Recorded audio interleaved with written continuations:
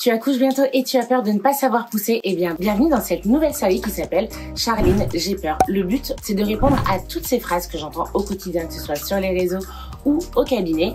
J'ai peur d'accoucher, j'ai peur de ne pas savoir pousser, j'ai peur que ça se passe mal. Certes, ça ne vaudra jamais une consultation individuelle avec un professionnel de santé, mais le but, c'est de quand même vous donner des petites clés qui peuvent vous rassurer, des conseils qui sont bien évidemment généralisés, mais qui, je pense, pourraient quand même vous servir. Vous avez sûrement remarqué, il y a du bruit autour de moi. Effectivement, je suis en terrasse, je suis en vacances à Tenerife. Aujourd'hui, il ne fait pas très beau et donc vous entendez le bruit de la pluie. On peut voir ça comme un peu les playlists bruit de la nature. On aime le vrai. Je vous montre un petit peu ce que je vois.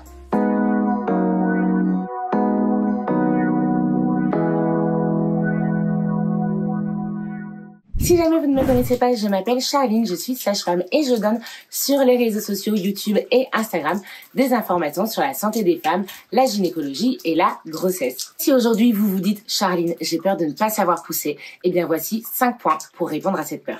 Pour rappel, lorsque j'aurai fait la vidéo sur comment pousser, je la mettrai ici, vous la retrouverez. Et bien évidemment, comme d'habitude, si cette vidéo te plaît, je t'invite à liker, à laisser un petit commentaire, à me faire ton retour et à t'abonner pour ne pas louper les prochaines vidéos. Point numéro 1 et non des moindres, en fait, fais confiance à ton corps. La sensation de pousser, c'est quelque chose de naturel et au même titre que on ne vous a jamais appris à vomir ou à aller à la selle. Oui, je sais, je commence tout de suite par des magnifiques parallèles. Et bien finalement, le fait d'accoucher, c'est un besoin naturel. La grossesse arrive à son terme, le corps a besoin d'expulser cet enfant et du coup, il va créer ce qu'il faut, les sensations qu'il faut pour vous aider à pousser. Cette sensation, elle est ressentie de manière très forte lorsque vous n'avez pas de péridurale. Et là, vous allez me dire, bah oui, mais Charline, avec la péridurale, est-ce que je sens quand même l'envie de pousser? Et bien, c'est là où j'arrive au point numéro 2. Effectivement, il est possible, et c'est assez fréquent, que la péridurale peut amoindrir cette sensation de pousser. Elle peut quand même exister de manière plus ou moins forte, mais vous pouvez vous repérer sur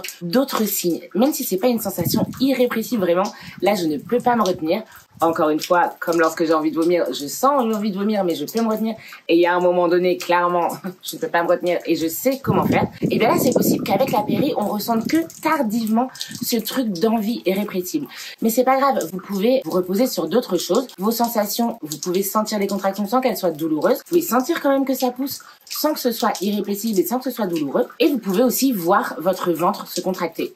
Et bien évidemment, dans tout ça, dans ce point numéro 2 avec la péri, je vous rappelle que si vous avez la péridurale, c'est que vous êtes à l'hôpital, donc vous n'êtes pas seul, vous êtes accompagné par vos sages-femmes, par vos médecins au moment de l'accouchement, et donc ils vont vous guider sur les efforts de pousser, mais également, peut-être que vous aurez fait de la prépa à la naissance pour apprendre comment pousser, et du coup, vous aurez déjà des armes. Finalement, cette peur, elle doit plutôt vous aider à vous renseigner plutôt que vous bloquer. Et je sais que là, vous vous dites, bah oui, mais Charline, comment on fait pour pousser? Parce que je ne le sais pas ou j'ai pas compris ce qu'on m'a expliqué. Eh bien évidemment, je vous ferai une vidéo sur le sujet. Elle n'est pas encore faite, mais lorsqu'elle sera disponible, il y aura le lien là en haut et vous pourrez cliquer dessus. Point numéro 3, vous n'êtes pas responsable de tout. Et ça, franchement, je crois que c'est l'un des points les plus importants. Vous n'êtes pas responsable de tout. C'est normal d'avoir peur de pas savoir pousser parce que vous sentez que toute la pression de comment va se passer l'accouchement repose sur vos épaules et votre capacité de pousser. Mais la réalité, c'est que c'est faux. Clairement, vous poussez, mais dans quel état de fatigue vous êtes? Ça fait combien de temps que vous êtes en travail? Dans quelle mesure la péridurale est dosée? Même si vous avez demandé à ce qu'elle soit faiblement dosée, on réagit tous différemment. Enfin, et surtout, vous n'êtes pas responsable de la manière dont votre bébé se place. Alors souvent, on parle de la taille de la tête du bébé versus votre bassin, mais en réalité, ce qui joue beaucoup, c'est plutôt dans quel sens votre bébé se place dans votre bassin, plutôt le dos en avant ou en arrière, mais aussi à quel point il fléchit la tête. C'est toujours l'image du col roulé, vous savez. Si j'ai la tête tout droite, c'est hyper dur de passer mon col roulé. Si je fléchis la tête, c'est beaucoup plus simple. Et donc, oui, vous pouvez essayer de bouger, de faire des choses. La sage-femme peut essayer de faire en sorte que votre bébé place sa tête de la manière la plus optimale possible. Mais la réalité, c'est que nous ne sommes pas des dieux, ni les professionnels de santé, ni vous. En fait, si c'est difficile de pousser, c'est pas forcément que vous ne savez pas pousser. C'est peut-être juste que vous poussez contre une résistance importante parce que votre bébé a du mal à passer. Mais c'est pas grave. Encore une fois, vous faites de votre mieux et c'est vraiment le plus important. Et j'ai envie de vous donner l'exemple. Il y a certaines femmes qui n'ont même pas besoin de pousser, juste on retrouve la tête de leur bébé à la vulve. Est-ce qu'elles sont moins méritantes que celles qui doivent pousser pendant plus de 30 minutes? Bah non, c'est juste que vous n'êtes pas le seul facteur de comment se passent les efforts expulsifs. Et c'est là où j'arrive au point numéro 4. Il est possible d'avoir de l'aide. Encore une fois, c'est le but d'accoucher avec des professionnels de santé. Si vous accouchez à la maternité, forcément que vous n'avez pas envie d'entendre parler de forceps et de ventouses, mais plutôt que de les voir comme un échec de « je n'ai pas su pousser », voyez-les pour ce que c'est, c'est-à-dire une aide. Vous avez fait de votre mieux, vous avez ressenti de votre mieux, vous vous êtes renseigné sur les efforts de pousser, mais là, il y a un truc qui coince. Est-ce qu'en poussant différemment, ça aurait été mieux? Peut-être, mais peut-être pas. Vous ne le saurez jamais, nous ne le saurons jamais, et c'est pour ça qu'ont été inventés les ventouses et les forceps. Si vous voulez, je ferai une vidéo sur le sujet, ventouses et forceps. Mais vous savez, c'est ces techniques d'extraction instrumentale. On utilise des instruments pour aider à l'accouchement voix basse. C'est toujours vous qui accouchez, c'est juste un coup de main en plus. Et d'ailleurs, que ce soit avec ventouses et forceps, on a toujours besoin que vous poussiez. Donc vous voyez, vous faites toujours partie de l'équation. C'est juste que parfois, il y a d'autres personnes qui rentrent. Finalement, c'est un travail en harmonie pour que l'accouchement se passe au mieux. Et enfin, point numéro 5, point hyper important. En fait, c'est normal d'avoir peur. Peut-être qu'en regardant cette vidéo, vous vous êtes dit, ok, à la fin de cette vidéo, j'aurai eu toutes mes réponses et je n'aurai plus peur.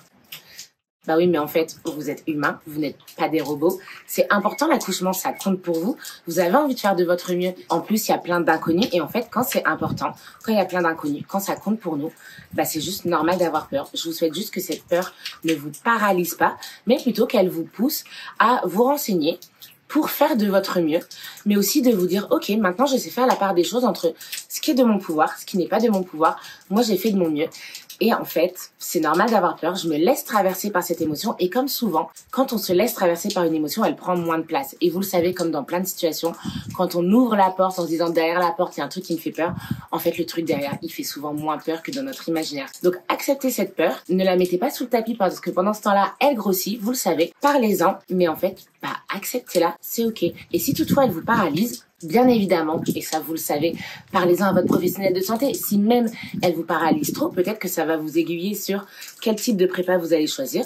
Peut-être que vous allez mettre en place un suivi par un psychologue au cours de la grossesse pour gérer cette peur et ce stress qui prend trop de place en vous. Parce que, encore une fois, cette vidéo YouTube a pour ambition de vous rassurer. Mais on est bien d'accord, c'est pas une discussion qu'on a en one-to-one. Et donc, je vous souhaite vraiment de créer votre équipe pour avoir ces discussions avec des mots adaptés à votre situation et à vos peurs, à vous. Ce que j'ai envie que vous reteniez globalement, c'est que je vous assure que vous n'imaginez pas toutes les forces et toutes les capacités que vous avez en vous. Vous pouvez réécouter cette phrase en boucle. Vous n'imaginez pas toutes les forces, toutes les capacités que vous avez en vous, que ce soit dans votre mental ou votre corps. Faites-vous confiance. Si cette vidéo vous a plu, je vous invite à la partager à votre pote enceinte à qui cette vidéo fera du bien. J'attends vos retours en commentaire, peut-être vos questions. Mettez-moi en commentaire, vous aimeriez que j'aborde quoi dans cette série Charline, j'ai peur. Peut-être la péridurale, l'accouchement. Dites-moi tout en commentaire. J'attends vos pouces en l'air si vous avez apprécié cette vidéo. Et comme d'habitude, je vous invite à vous abonner pour ne pas louper les prochaines vidéos. Et justement, en parlant des autres vidéos, je vous remets juste ici la vidéo suivie de grossesse, mais également la vidéo anatomie de la grossesse qui est vraiment sympa. Et moi, je vous dis à bientôt pour de nouvelles vidéos.